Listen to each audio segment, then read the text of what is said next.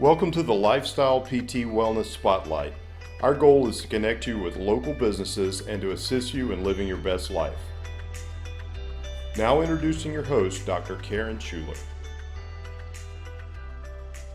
Hi, I want to welcome everybody to the show. Today I have Frank Pruitt with me, who's a personal trainer at Anytime Fitness, and we are discussing how to take control of your health post-COVID.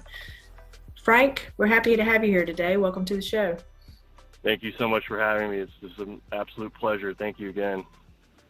Well, Frank, I would like for you to maybe introduce yourself a little bit to the audience. You're with a personal trainer with Anytime Fitness, but could you tell everybody a little bit more about yourself? Yes, ma'am. So I've been working out of Anytime Fitness since 2013 in Lake Wylie. We offer group training, small group training, classes, one-on-one training. One time we had youth training, which was good, youth conditioning, youth strength training, which we're going to try to get back into circulation here once everything kind of picks back up. But I also am the owner and operator of Transformation Fitness. I don't have a physical location, but I'm still training a couple of clients in home and doing some online programming as well. So I'm keeping me busy, and I just celebrated this past August, 10 years in the field since I started working with clients out in the field. And so, I think we talked about it earlier, I have alphabet soup behind my name, so I won't get into too many credentials, but I think pretty much all of it's on all my social media. So if there's any, if you care to look, but yeah, I've had hands-on experience, but also a lot of book knowledge, a lot of hours, just reading and researching, and so it's been a fun ride. Frank, you and I have been talking about how some ways for people to get back into a regular routine, after COVID. But I thought we'd start off just by talking a little bit about some of the trends that you've seen, of how maybe the fitness industry changed a little bit with COVID, and how you're getting back to maybe the way things were before. Yeah, so, there's definitely been more enthusiasm since everything reopened. We were shut down for 9 weeks, and I think there was just a sense of when we reopened, just getting back out and doing something, just to feel normal. Everyone was, locked down, and there's a sense of like, what's going to happen. But also, like, we talked about previously, there was, everyone had just kind of, everyone was home, they were drinking, they were eating, and so there's definitely been a trend in just decline in health and just overall just self-care. So, you saw a lot of people coming back and wanting to just take control of their health, and which I think is great, because that's definitely, we have to consider that, and in light of recent events with this virus. So just who's high risk, why, and then are those controllable? There's things that you have control over, and most of them are lifestyle diseases that people are getting severely ill with this virus. And so seeing that, the energy when we first reopened, and then to now, we've kind of slid back into something a little bit more normal. But with everything reopening, everyone, you look at watching football games yesterday, seeing stadiums packed, people are out and they're moving around more. But there's still, we're still pretty steady in terms of membership and then training clients too. And so it's been good. It's been great to see more awareness for self-care, for health, and just wellness overall. So we're really on an upswing here. Now, I guess during the height of COVID, you were doing virtual fitness programs. Are you having people continuing to do that, or are most people electing to, get back into the gym and in person? So I was down. I only, like, when we locked down, I was down to 2 or 3 clients. It was scary. I wasn't sure if I was going to have anything to come back to once we reopened. But from my perspective, I don't really like doing. It's funny. Like, you get so used to being able to move around. Like I would have someone doing something on a Zoom call, and I'm like walking around the room trying to get a different angle. I'm like, what are you doing? Like, you forget that you're like looking through a screen, you're coaching somebody. And so, yeah, most of those clients that were online wanted to get back into the gym or wanted to meet in person because it just wasn't the same experience. But I would do a lot of just programming, people that already knew how to work out. They just wanted to know what to do. And so that was some of what I did during the lockdown, and not a whole lot, but I think there was definitely a hesitance to spend money around that time too, but then again, you had people that, you think about it, and I was talking to one of my clients about this right after we reopened. A lot of people were saving their money, and so if they're reinvesting in their health, even better. So, but yeah, for the most part, the online, I'm not doing a whole lot online. I mean, programs here and there, I'll respond to email. Clients are on programs, email on a regular basis, but beyond that, it's more in person, more so than anything. We're kind of seeing the same thing in physical therapy. I'd wondered if we were going to really embrace this virtual world of doing physical therapy and fitness and those types of things. And I do think there's an element there now that wasn't there before, but I think pretty much everybody are ready to get back in person, with most things. Absolutely. Yeah. It's just not it's impersonal to me. And that's definitely not, when I started out, that was kind of, online training has been, since I started, it's been around. It's really, it's really risen in popularity in these past 5-6 years. And you have to, that's got to be a wrinkle in your game as a trainer or as a coach. You have to have some kind of online service just to, for people that just want to do online programming or online training. But what I see is a lot of I'll talk to people in the gym that are like, yeah, I have an online coach, and I'm looking at the programming, and I'm like, and I'm watching what they're doing in the gym, and I'm thinking, yeah, that's just not it's not really training, so that to me, there's definitely a lot of bad stuff out there, or not bad. It's probably you can write a great program, but if it's not executed correctly, and that's what I think you miss in person, is showing someone how hard they need to work for their body to change. And so that to me is a little bit of I don't know, it takes away from online training to me. Let's go a little bit deeper with that. Yeah, I was going to say, explain a little bit more how maybe why having a coach or why having the personal training is important, and how it can maybe take you to a different level. Yeah, it's so, from my experience, if you're a trainer, you're a coach, you have to train, you have to train yourself. Put yourself through these programs. Understand what your clients are going through, because that is so invaluable from a coaching perspective, and that keeps them inspired, motivated. I honestly didn't start putting my workouts on social media until, I don't know, 6 months ago. And the response I got from current clients was just awesome. And they're seeing that, and you can feel the energy when they come into the gym. But also just, you can't see sometimes, and I need a coach every once in a while. And I actually have a client who's, watching me do deadlifts, and he's thinking, you can do more. And he's right. He's absolutely right. We can always do more than we think. We just always need someone to be there with us to see things that we can't see about ourselves. I think Tom Landry had a great quote, the famous football coach, and, coaches bring out of you what you can't see within yourself or something. And it's true. You don't have that sort of confidence until you have a professional standing there telling you, you can do this. And you're strong. That's one of those kind of lame things I'll tell clients, not lame, but it just sounds corny. It's, you're stronger than you think you are. And we are. We can do so much more than we think we're capable of. And it's just a matter of doing it safely and getting there correctly and having good training protocols. Do you remember Henry Spruill? Yeah, I do. Yeah. Yeah. So Yeah, it's just always fun talking to him, because we'd bounce ideas off of each other and just talk. And he would remind me of things too, like, we were talking about open kinetic chain exercises one day or something. I was like, it just made me think about more complete, training from that perspective. And so, that was another component to it too, is just helping keep people motivated.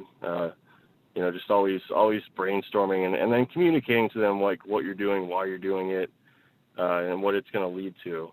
So that sort of like outlook, if you don't really know where it's going, then it's hard to get excited about it. You have to, there's got to be a solid plan. And so yeah, I think that's part of it too, just going overall and communicating to your clients what's happening and then implementing good training protocols too. I talked to him.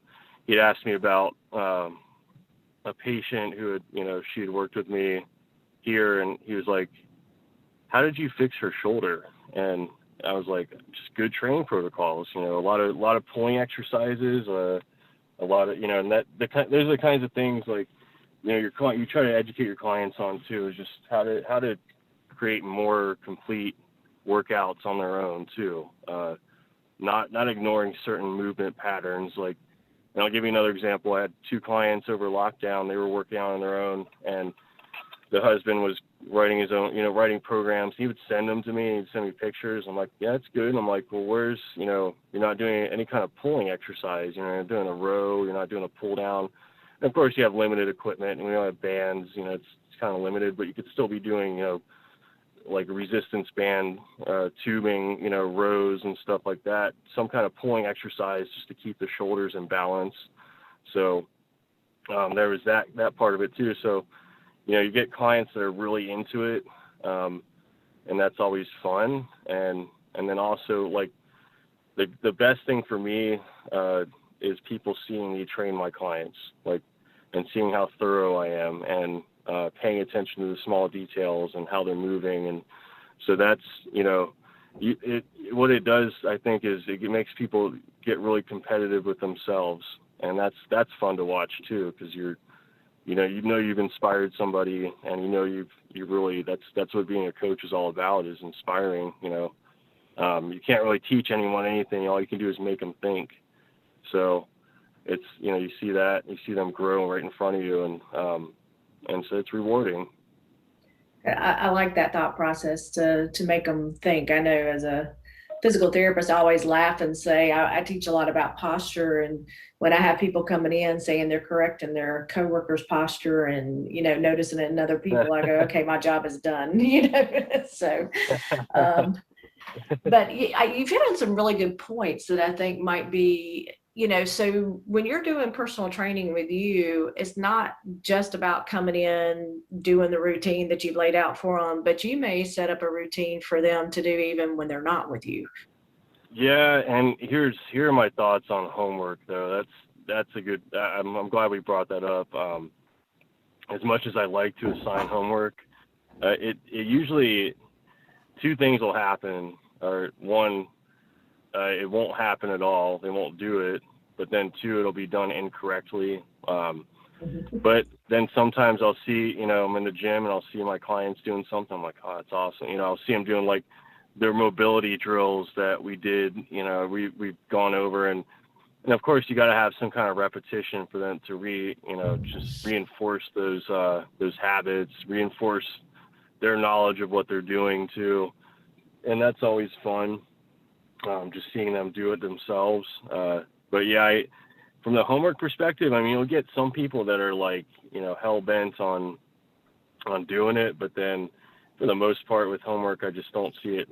It never really gets done. And then it's obvious. And I tell them that, I'm like, I'm going to know, based on, how fat, like, let's say if I assign you rowing machine homework, your conditioning homework, and we go to retest, your 300-meter sprint on the rowing machine or something, and it hasn't gotten better, then it's like, there's stuff like that where, that's where I'd rather, it's a control thing. And for me, I guess it's like a trust thing where yeah, some people do, some people don't, but for the most part, yeah, I'm not big on homework. You gotta be really self-motivated, and especially when you see trends with clients where they're not coming in on their own, that's when you know that it's not going to be done.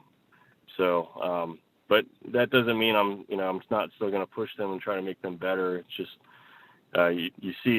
you figure out why they're there. You figure out what, like, they can't do this on their own, and that's why your time's so valuable as a trainer, as a coach. So let's talk a little bit about, for those who maybe haven't gotten back into a workout routine, what are some of the positive effects that they can experience from getting back in their exercise routine? Let's see. So more energy, I think, or just having, just feeling like you can get up and do more. Flexibility. I think a lot of, we look at a lot of these aches and pains that people have, and they're usually flexibility related for the most part. And even just going through some simple strength exercise, not even necessarily stretching, but you think about, a squat is one of the best mobility drills we could do, one of the best active stretches we could do, as long as they can do it correctly, of course. But so, you look at, just diminishing aches and pains, more energy. What else could we say? Well, I get a mood too. We've heard so much about mental health, with the COVID Sure. experience that, you get increased serotonin levels, and usually most people's mood is better when they're in a normal routine and they're exercising. Absolutely, yeah. Yeah, I think that goes along with energy, just having more energy, and that just shifting the way you look at the world too. They're just creating those endorphins, that positive energy, I guess. Yeah, it's a great add-on. So yeah, and then of course, just educating people about, their immune system, and especially when you start talking about, gaining a little bit of muscle, your metabolism speeds up, people like that, and which is true. I mean, yeah, your muscle is very metabolic tissue. It's gonna burn more at rest. So, that's encouraging. But also I think the sense of achievement that you get from, because you have to do the work on your own. And when you start to see improvement like that just, I think, going back to the mental health aspect of it, I think that really, really boosts, it really helps mental health. And I think the immune system one's a good point that you made, that the research is showing that most people who were fit and on a regular workout routine, if they did get COVID, they actually fared better than most people who were not, in good fitness shape.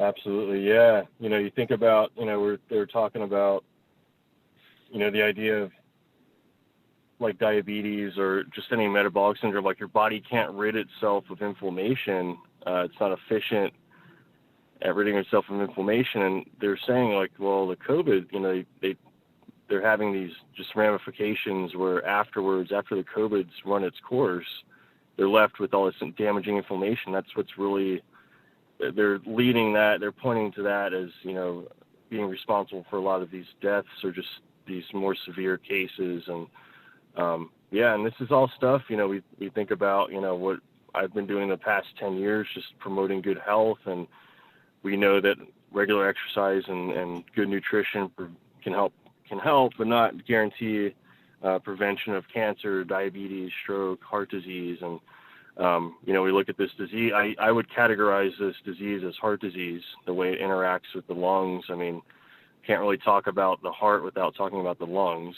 So, yeah, it's just, I think that if this isn't a driving enough force for people to get up and get healthy, then I don't know what is, because this is definitely a wake up call. We look at, you look at the statistics on the CDC website, and here's something interesting I saw, like right as everything was shutting down, sleep deprivation was declared an epidemic. And so we know how, from our perspective, we know how damaging sleep deprivation is to the immune system. Mm-hmm. So there's another factor, another risk factor that you give yourself the opportunity to get 7 to 8 hours of sleep every night. Like, even just lay down, or figure out. It's always about strategizing, right? Like, what I found is just having a routine before bedtime, maybe reading, maybe taking a warm bath, maybe taking a warm shower. I use a sleep machine, and that's helped me so much. So like things like that, it's just having strategies to continuously improve your health. Yeah, you're absolutely right. It's all about the fitness, the nutrition, the sleep hygiene, everything, plays together for optimal health, and fitness. And, and I like to see exercise as kind of the great cleansing of the lymphatic system. It's like it just keeps things moving in our body so that the drains in our body don't get all clogged. So that, like you were talking about, we can get rid of that inflammation and we can recover and heal. So for someone and also I think a good point to make too is if somebody's had COVID and they're trying and maybe their body's struggling to get back into an exercise routine. Of course, if you're dealing with post-COVID effects, we would recommend you get some physical therapy before getting back into an exercise routine. But if you just kind of found that you're kind of sluggish, that establishing that exercise routine again could possibly help with that. So I'm going to use that to lead into what are some tips that you have for helping somebody establish a routine? And maybe they're not ready to come in and do personal training, but they've been home and they're kind of stuck in this Groundhog Day rut. What are some good tips to start, making fitness a priority in their life? So start looking at like, instead of looking at goals, right? So we always talk about goals, and of course we want to work towards goals, but we want to build a system around those goals. And so the system is what leads to success. So putting yourself on a schedule, like putting structure, and I know that it's flexible, people are still working from home, but I think it's just really important to make it a point to put things on your calendar. And that's something, I talk to clients with for years, is just making it a part of your everyday life. And even if you only do 10 minutes at a time of exercise, like some sort of exercise, whether it's strength training or cardiovascular, just do something.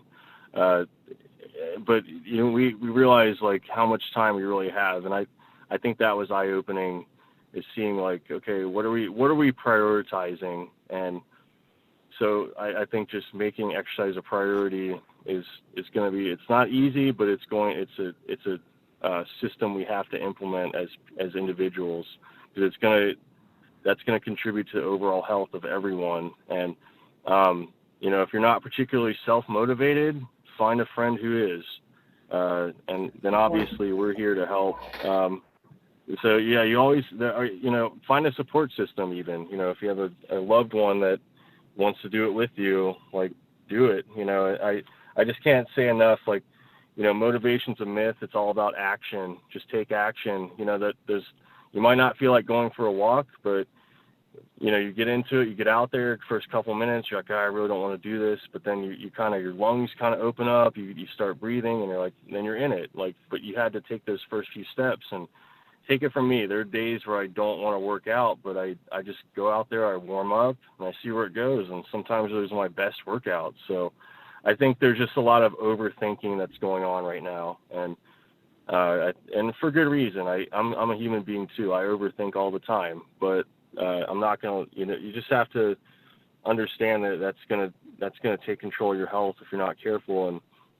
And again, we're here to motivate you if that's the case. And so yeah, I can't say enough about just designing a system. And if you don't know how, reach out to somebody who does. Find a support system, find a friend, find a loved one, but just get up, get moving. Like, I can't, anything you do is going to be better than nothing. So I know that goes without saying, but yeah, we have to really, I think as health and fitness professionals, have to just get a little bit more aggressive about just getting people finding what people's drive is and going from there. Yeah, I like your point about finding maybe like an accountability partner. I know personally when my kids were young and I was up with them during the night, sometimes to get up to go work out was difficult, but I had a person that I walked with. And so I knew she was counting on me, to get out there. So it was a little bit of a motivator Absolutely. to get up and go walk in the morning. So I think that's a very good point. When you have that accountability, it can really help you to set your goals and to actually succeed with your goals. And and getting started now, we always look at the first of the year to get fit, but starting now is the best time. Don't put it off, don't wait. You're going to feel better, you're going to feel better through the holidays. um, well, Frank, I think you've made some really really good points. And I know he's got somebody he needs to go train here in a few minutes, so we're gonna go ahead and Yes. kind of wrap things up. But Frank, tell us how someone can get in touch with you if they'd like to set up a time with you. So we are at 131 Evergreen Road in Lake Wiley. Anytime Fitness, can't miss it. We're in the same shopping center as Mahalo Salon. There's a Waffle House right in front, so you get to walk out and smell bacon right after your workout.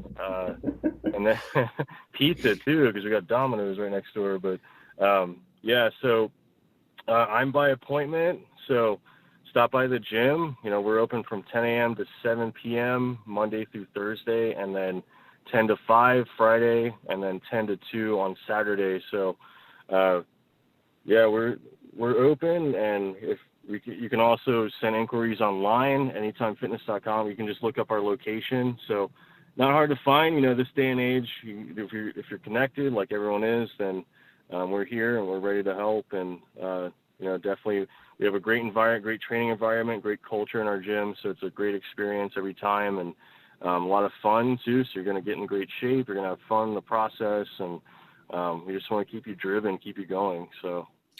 And I know, Frank, we don't have to go into the specifics, but everyone can know that you guys are following good safety tips. And we talked a little bit earlier about how this is a great time that you guys are, using this time to educate people on their hygiene in the gym. So I know you guys are following safe practices, and I'm sure you can even see what they're doing on your website if that's something that you're concerned about. So Absolutely, yeah. We've created, we've had a lot of great feedback. Like, people just feel really safe, really comfortable here. So yeah, it's time to get up and make things happen. So I just encourage everyone to do more. Well, Frank, thank you so much for taking time out to speak with us today and to help us to start thinking about getting back into a better fitness routine and take charge of our health. We wish you well and appreciate you being on the show today. Thank you, Karen. Thank you again. I'd love to do this again, talk more. This has been awesome, and I look forward to coming to the clinic and meeting with you. So thank you for having me on. Well, everyone, thank you for joining us today, and we look forward to seeing you on our next podcast.